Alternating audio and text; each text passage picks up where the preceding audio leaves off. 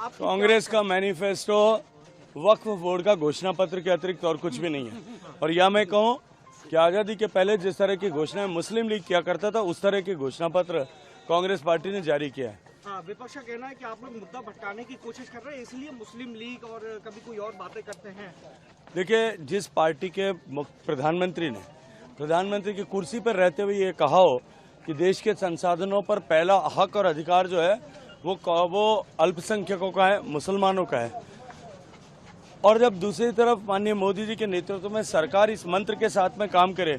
कि देश के संसाधनों पर पहला हक देश के गरीबों का है और गरीब के जीवन स्तर में सुधार लाने के लिए काम करे, तो निश्चित रूप से अल्पसंख्यक प्रेमियों को जो वोट बैंक की तरह अल्पसंख्यकों को देखते हैं, उनके मन में ये तकलीफ और दर्द होना स्वाभाविक है। पहले चरण में सचिन पायलट काफी पुरजोर 4 साल में जल जीवन मिशन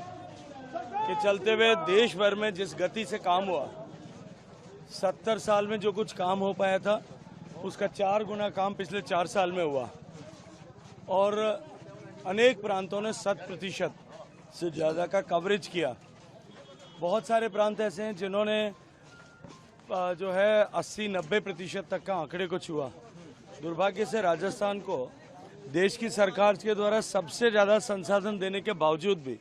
राजस्थान की सरकार काम नहीं कर पाई, और काम नहीं करने के पीछे उनके मन में छुपी हुआ ये डर था कि यदि हर घर तक पानी पहुंचा तो मोदी के प्रति लोगों के मन में श्रद्धा भाव इतना बढ़ जाएगा कि अगले 50 साल भी कांग्रेस पार्टी कभी सरकार में नहीं आ पाएगी। इसलिए जानबूझ करके उन्होंने राजस्थान में ये काम नहीं होने दिया। लेकिन अब मैं गर्व के साथ में कह सकता हूं कि अब जो है राजस्थान में डबल इंजन की सरकार बनने के बाद हम आने वाले कुछ ही समय में राजस्थान को इस पेयजल के संकट से हमेशा के लिए मुक्त करा देंगे।